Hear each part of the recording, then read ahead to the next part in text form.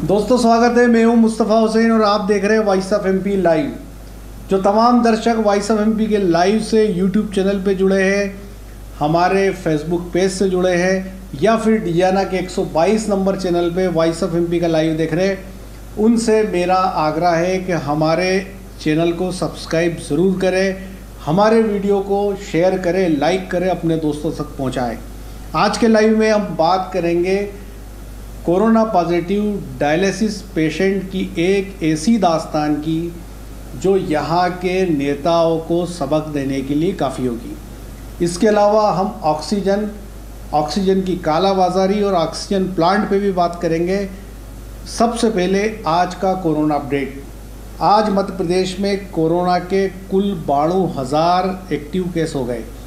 जी हाँ, जैसा कि हमने 1 अप्रैल को अपने इस लाइव के माध्यम से कहा था कि यदि कोरोना की चेन को ब्रेक नहीं किया गया तो 30 अप्रैल तक मध्य प्रदेश में कोविड के 1 लाख मरीज़ होंगे। और धीरे धीरे ये बात साफ तौर पर सत्य होती दिखती है, क्योंकि मध्य प्रदेश में कोरोना संक्रमण की दर 24% से ज़्यादा बढ़ चुकी है। जब अप्रैल महीना शुरू हुआ था तब मध्य प्रदेश में इस संक्रमण की दर 1% थी, लेकिन धीरे धीरे यह संक्रमण बढ़ता चला गया। पिछले 24 घंटे में मध्य प्रदेश में 13,601 नए केस मिले हैं। वहीं सरकारी आंकड़ों की बात की जाए तो 92 लोगों ने अपना दम तोड़ा है और कोरोना के आगे अपना जीवन हार गए। इस प्रकार आज मध्य प्रदेश में 90,000 एक्टिव केस है और करीब 50,000 लोगों की सैंपलिंग सरकार रोज़ कर रही है और करीब 13,000 से ज़्यादा केसेस रोज़ मध्य प्रदेश में निकल रहे हैं। तो कुल मिलाकर के मध्य प्रदेश के अंदर शनिवार से कंप्लीट शटडाउन हुआ था। उसके बाद ये उम्मीद की जा रही थी कि अब एमपी में कोरोना की चेन टूटेगी, लेकिन पिछले 9 दिनों के निकलने के बावजूद मध्य प्रदेश में कोरोना की चेन ब्रेक नहीं हो पाई और लगातार एक्टिव केसेस की संख्या बढ़ रही है। वहीं मौतों का आंकड़ा भी बढ़ता जा रहा है। जो 92 मौतें सरकार बता रही है, वो ज़माना जानता है कि ये मौतें बेहद कम है, क्योंकि अब मौतों का हिसाब रखा ही नहीं जा रहा। तो कुल मिलाकर मध्य प्रदेश में पहली प्रायोरिटी हमारी ये है कि कोरोना की चेन टूटे। सरकार क्या कर रही है, प्रशासन क्या कर रहा है, नेता क्या कर रहे हैं, ये बात अपनी जगह है, लेकिन आम जनता को भी इसके लिए सजग होना पड़ेगा। और उसके सबसे पहली ज़रूरत है कि लोग अपने घरों में रहें। मध्य प्रदेश के तमाम ज़िलों से वॉइस ऑफ एमपी को जो रिपोर्टर खबर भेजते हैं, उनके अनुसार मध्य प्रदेश के तमाम शहरों में लोग बेरोक-टोक घूम रहे हैं। जब तक कोविड को लेके हम अवेयर नहीं होंगे, जब तक हम अपने घर पर नहीं रुकेंगे, तब तक कोरोना की चेन ब्रेक नहीं होगी। साथ ही मध्य प्रदेश में एक खबर और आ रही है, वो ये आ रही है कि हमारे प्रदेश में लगातार धार्मिक आयोजन हो रहे हैं, सामाजिक आयोजन हो रहे हैं। ख़ास तौर पे जो अंतिम संस्कार और शादी के कार्यक्रम हैं वो हो रहे हैं, जबकि इनसे परहेज़ करने के लिए लगातार सरकार अपील करती रही है। आज पूरे मध्य प्रदेश में सरकार ने तमाम आयोजनों पर एक बार फिर रोक लगाई और एक और नया आदेश जारी किया और ये कहा कि अब शादी और अंतिम संस्कार में मात्र 10 लोग ही रहेंगे। इससे पहले सरकार ने शादियों में 50 लोगों की छूट दे रखी थी और अंतिम संस्कार में 10 लोगों की, लेकिन देखा यह जा रहा था कि सैकड़ों की संख्या में लोग शादियों में, मौसर में, तीजे फाते में शरीक हो रहे थे। उसके चलते कोरोना संक्रमण लगातार फैल रहा था। वैसे यदि आवश्यक नहीं हो तो लोगों को शादियों को रोक देनी चाहिए, शादियां अवॉइड करनी चाहिए, क्योंकि जितने बुरे हालात हैं, इन हालातों में लोगों को इकट्ठा करना, उनको जमा करना, निश्चित तौर पे संक्रमण को दावत देना है। लेकिन प्रशासन और सरकार की लगातार अपील के बावजूद लोग इससे बेपरवाह है, लापरवाह है, और उसी का परिणाम है कि संक्रमण तेज़ी से फैलता जा रहा है, कोरोना की चेन ब्रेक नहीं हो रही है। और सबसे ख़ास बात यह है कि कोरोना इस समय ग्रामीण क्षेत्रों में तेज़ी से फैल रहा है। शहरी क्षेत्र के अंदर जहाँ लिटरेसी ज़्यादा है, जहाँ लोग समझदार है, वो परहेज़ के तरीके अपना रहे हैं और कोविड की गाइडलाइन का पालन कर रहे हैं। इसलिए इस बार कोरोना शहरी क्षेत्र में कम और ग्रामीण क्षेत्र में बड़े पैमाने पर फैलता दिखाई दे रहा है। और जैसा कि अप्रैल महीने की शुरुआत में हमने आपसे साफ तौर पर कहा था कि यदि पेरीफेरी में कोरोना फैला तो हालात बेकाबू होंगे, क्योंकि गाँव में ना चिकित्सा व्यवस्था है, ना आईसीयू है, ना अस्पताल है। जब नीमच में ही आईसीयू की व्यवस्था नहीं है, जो ज़िला मुख्यालय है, तो आप सोचिए कि ग्रामीण क्षेत्र में आईसीयू का इंतज़ाम कैसे संभव है, ऑक्सीजन का इंतज़ाम कैसे संभव है, रेमडेसिविर इंजेक्शन कैसे अनहेड़ में मिलेगा। लेकिन लोगों ने इसको हल्के से लिया और जब हम कोरोना की भयावता पे बात करते थे तो लोग उन खबरों से एतराज़ करते थे। लेकिन इस समय ज़मीन पे जो हालात नज़र आ रहे हैं वो हिलाने वाले हैं। ऐसी परिस्थिति में तमाम लोगों को चाहिए कि कोविड की गाइडलाइन का पालन करें और किसी भी सूरत में घर से बाहर ना निकले जब तक कोई इमरजेंसी ना हो। दूसरी ख़ास बात कि हम अपने लाइव के माध्यम से तमाम दर्शकों से अपील करते रहे हैं कि यदि सर्दी खांसी बुखार के सिम्टम्स है तो किसी भी सूरत में जांच कराने के जगह अपने घर में होम आइसोलेशन में चले जाए और अपने डॉक्टर से टेलीमेडिसिन द्वारा वो ट्रीटमेंट शुरू कर दें। यदि डॉक्टर एडवाइस करता है कि आप RT-PCR टेस्ट करवाएं, तभी आप टेस्ट करवाने जाएं। वहीं टेस्ट कराने के बाद भी यदि आप कोरोना पॉजिटिव है तो आपको होम आइसोलेशन में ही रहना चाहिए, क्योंकि अस्पतालों में ओवर क्राउड है, बेड उपलब्ध नहीं है, ऑक्सीजन उपलब्ध नहीं है। ऐसे में यदि सांस लेने में ट्रबल नहीं है तो मरीज़ को होम आइसोलेशन में अपना ट्रीटमेंट करना चाहिए ताकि और अधिक इन्फेक्टेड होने से वो बचे। वहीं घर में जो देसी इलाज है, ख़ास तौर पे गर्म पानी पीना, गुड़ का पानी पीना या क्वाथ जो है वो काली मिर्च, लौंग, अदरक का वो पिए। इसके अलावा आंवले का जूस पिए, नींबू का जूस पिए। ऐसी तमाम चीज़ें करने से आपकी इम्यूनिटी बिल्टअप होगी। यदि आप हल्दी वाला दूध पीते हैं और कोरोना हार जाएगा। 14 दिन तक कोरोना का इन्फेक्शन मानव शरीर में रहता है।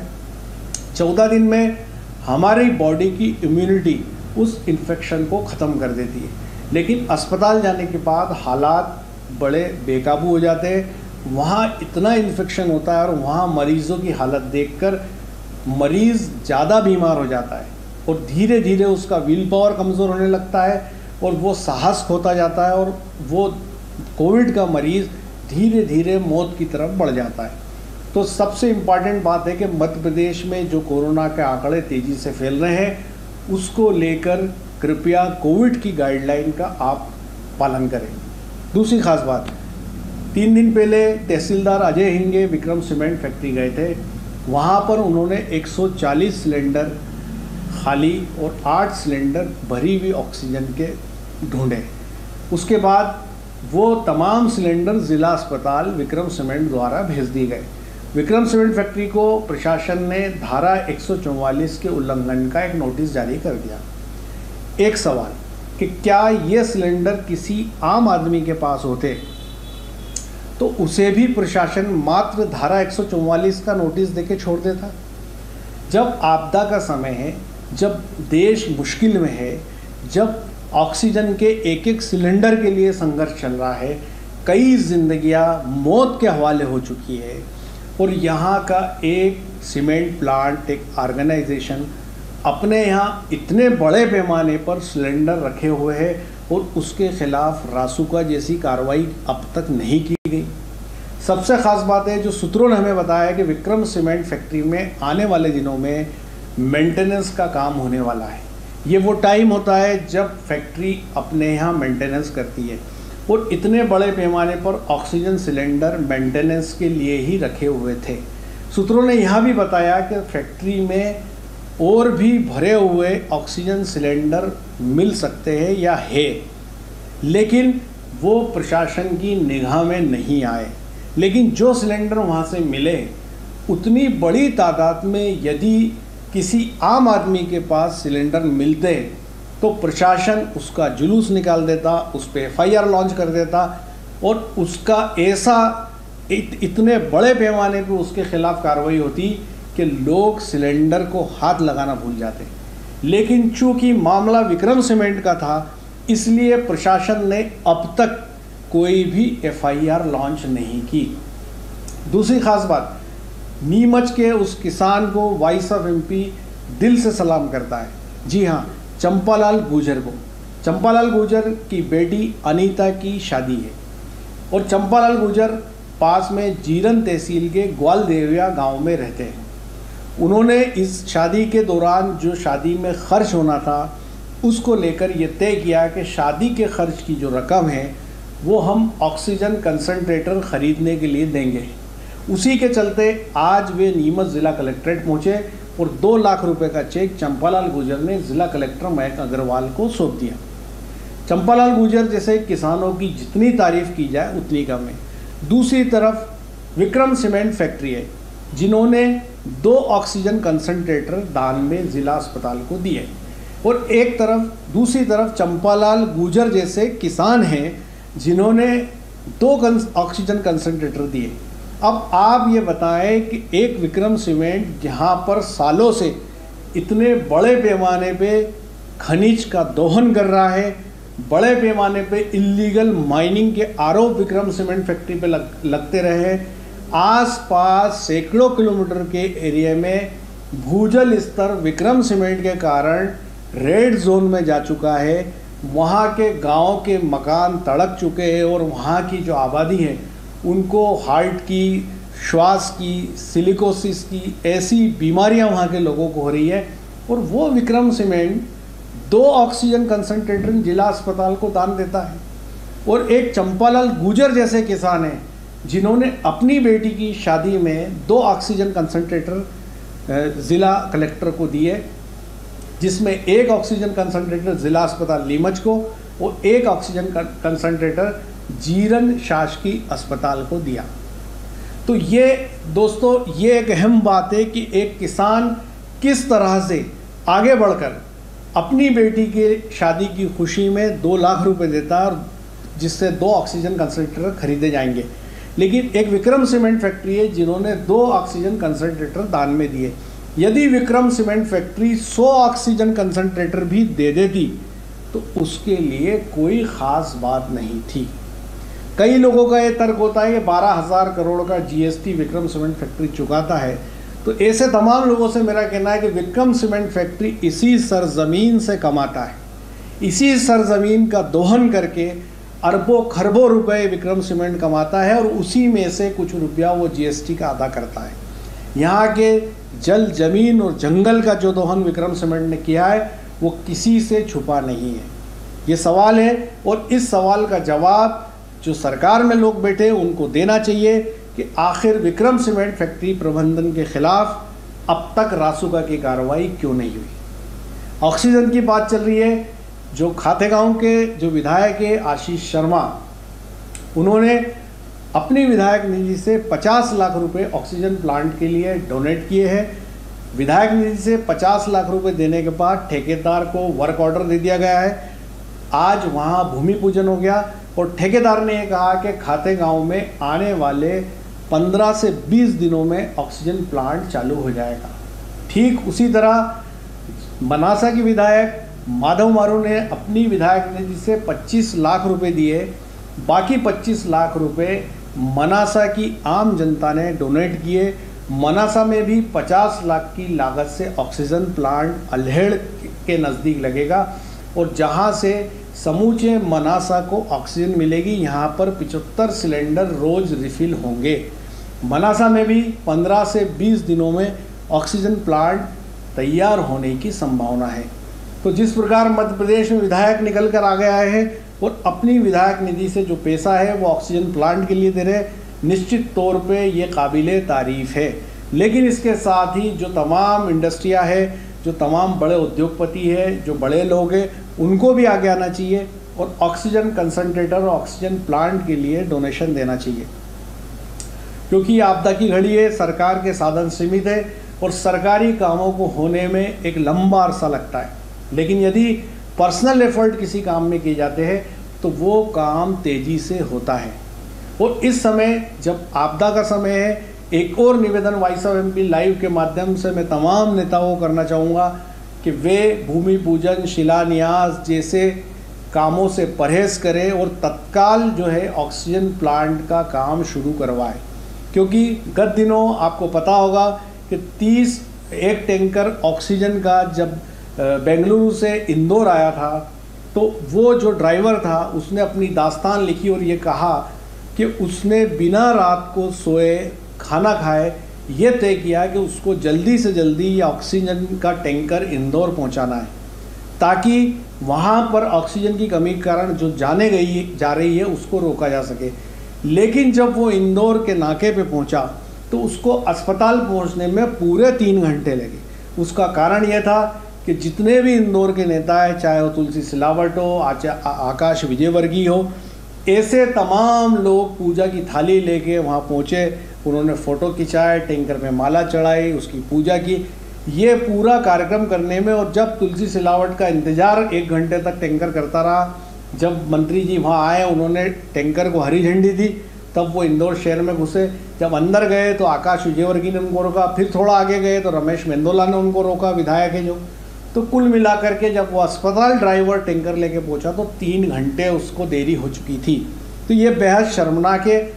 ऐसे विपदा के हालात में नेताओं को फ़ोटो खिंचाने से, ऐसी तमाम चीज़ें करने से परहेज़ करना चाहिए।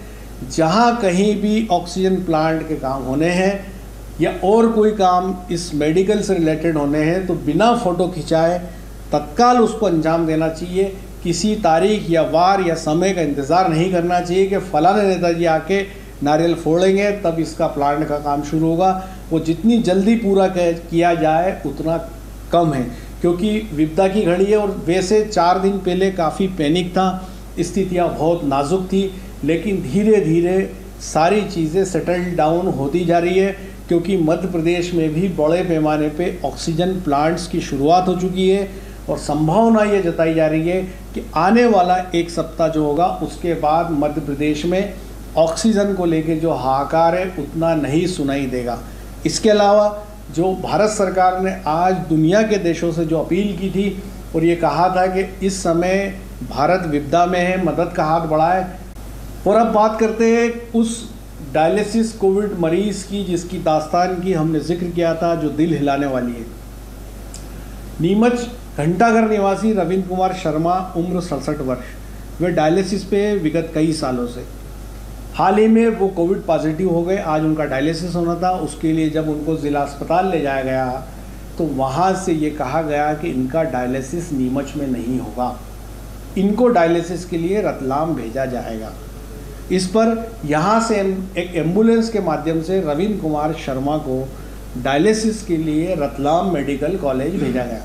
रतलाम मेडिकल कॉलेज पहुँचने के बाद उन्होंने सूचना की कि मैं नीमच से आया हूँ, कोविड पॉजिटिव हूँ और मेरा डायलिसिस होना है।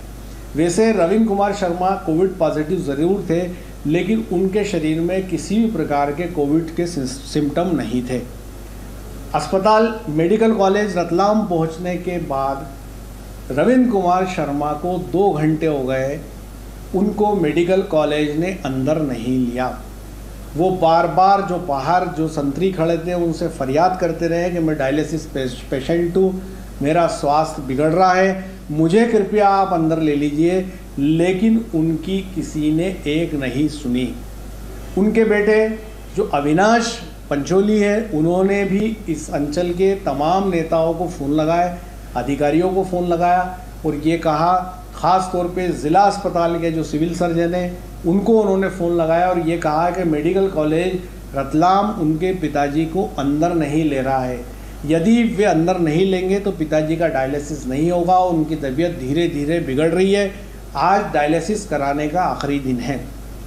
जब बार बार उन्होंने सिविल सर्जन से फरियाद की, उन्होंने भी उनकी बात पर कोई कान नहीं धरा और ये कहा कि मैंने रेफ़र कर दिया, मेरे इसमें अब आगे मैं कुछ नहीं कर सकता।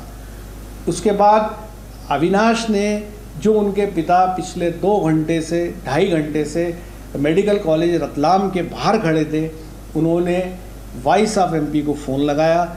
हमारे यहाँ से रतलाम बात की गई और ख़ास तौर पे जो रतलाम की प्रेस है, वहाँ की मीडिया है, उनको पूरा हाल बताया गया कि नीमच के एक मरीज़ रविंद्र कुमार शर्मा पिछले 2.5 घंटे से मेडिकल कॉलेज के गेट पे खड़े हैं, गर्मी भारी है और वो कोविड पॉजिटिव है और आज उनका डायलिसिस का आखिरी दिन है। यदि उनको अंदर नहीं लिया गया तो किसी भी तरह की कैजुअलिटी हो सकती है।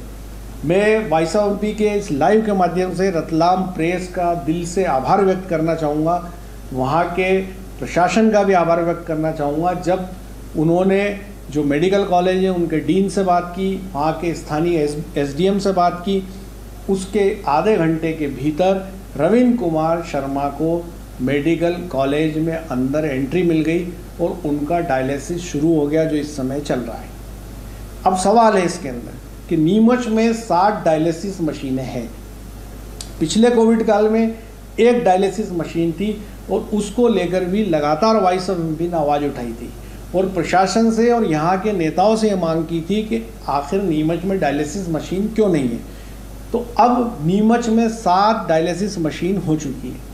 जब 7 मशीन डायलिसिस की नीमच में मौजूद है तो उसमें से एक मशीन को कोविड पॉजिटिव मरीज़ के लिए आरक्षित क्यों नहीं कर दिया जाता, ताकि यदि डायलिसिस के नीमच में 150 से 160 मरीज़ है, यदि उसमें से कोई कोविड पॉजिटिव आ जाता है तो उसका डायलिसिस नीमच में ही हो जाना चाहिए। आज यदि रविंद्र कुमार शर्मा को मेडिकल कॉलेज में एंट्री नहीं मिलती तो उस परिस्थिति में कितनी भयानक कैजुअलिटी हो सकती थी। रविंद्र कुमार शर्मा वहाँ अकेले थे, उनके बेटे अविनाश लगातार लोगों से गुहार फरियाद कर रहे थे। आप सोचिए कि किसी बेटे के दिल का हाल कि जब उसके पिता एक मेडिकल कॉलेज के बाहर एम्बुलेंस में बैठे हो, भरी दोपहरी का वक्त हो, वो कोविड पॉजिटिव हो और उनका डायलिसिस होना हो, तो उनके दिल पर क्या बीतरी होगी, पल प्रतिपल उनके दिल पे क्या हालत होंगे। और स्वयं रविंद्र कुमार शर्मा जो 67 वर्षीय है, उनके दिल पे क्या हालत हो रहा होगा कि उनका डायलिसिस यदि आज नहीं हुआ तो उनको अपने सामने, अपनी आंखों के सामने मौत साफ नज़र आ रही होगी। मालिक उनको लंबी उम्र दे, वो 100 साल तक जिए, लेकिन छोटी मोटी खामियां कितना बड़ा सिर दर्द होती है और एक परिवार को कितना बड़ा तनाव देती है, इस बात से पता चलता है। नीमच में 60 डायलिसिस की मशीनें, यदि यहाँ के जनप्रतिनिधि चाहे तो आने वाले 1 घंटे में एक मशीन को कोविड पॉजिटिव मरीजों के लिए वो आरक्षित कर सकते हैं, ताकि किसी कोविड पॉजिटिव डायलिसिस पेशेंट का ये हाल ना हो जो आज रविंद्र कुमार शर्मा का हुआ है। अभी हमें सूचना जो मिल रही है वो ये है कि कुछ देर बाद उनका डायलिसिस ख़त्म हो जाएगा और वो नीमच के लिए सकुशल आ जाएंगे। वॉइस ऑफ एमपी उनकी लंबी उम्र की कामना करता है और उन तमाम जो लोग वॉइस ऑफ एमपी लाइव से जुड़े हैं और ख़ास तौर पे नीमच का ज़िला प्रशासन, यहाँ के नेता और मध्य प्रदेश के मुख्यमंत्री शिवराज सिंह चौहान, हम उनसे अपील करना चाहेंगे कि मध्य प्रदेश के स्वास्थ्य सेवाओं की ये जो तमाम खामियाँ हैं, क्योंकि ऑक्सीजन की पूर्ति तो आने वाले 7 दिनों में, 10 दिनों में सरकार कर देगी, लेकिन अस्पतालों में, शासकीय अस्पतालों में जो रवैया डॉक्टरों का है, वहाँ के मेडिकल स्टाफ का है, वहाँ की जो स्थितियाँ है, उस पर पैनी नज़र होना चाहिए और ताकि वहाँ जाने वाले हर मरीज़ को प्रॉपर ट्रीटमेंट मिल सके, इलाज मिल सके। क्योंकि यदि मरीज़ अस्पताल में जाता है और वहाँ पे यदि रेमडेसिविर इंजेक्शन भले ना हो, वहाँ पे ऑक्सीजन सिलेंडर भले ना हो, लेकिन डॉक्टर यदि मोहब्बत से उसको देख लेगा तो मरीज़ आधा ठीक हो जाएगा। लेकिन ऐसा होता नहीं है। अस्पतालों का दुर्व्यवहार मरीज़ों को बड़े संकट में डाल देता है, मरीज़ और ज़्यादा बीमार हो जाता है। तो ये था अब तक का अपडेट। और एक और ख़ास अपील कि जो तमाम लोग वॉइस ऑफ एमपी से जुड़े हैं, यदि आपने वॉइस ऑफ एमपी के यूट्यूब चैनल को सब्सक्राइब नहीं किया है तो तत्काल सब्सक्राइब करें, साथ ही वॉइस ऑफ एमपी के फेसबुक पेज को लाइक करें और हमें आप ट्विटर पे भी फॉलो कर सकते हैं। यदि आपको हमारी खबरें सच्ची और अच्छी लगती है तो हमारे वीडियो को लाइक करें, शेयर करें, अपने दोस्तों तक पहुँचाएँ। तो ये था अब तक का अपडेट। आगे के ऐसे तमाम अपडेट के लिए बने रहे हमारे साथ। जय हिंद, जय भारत।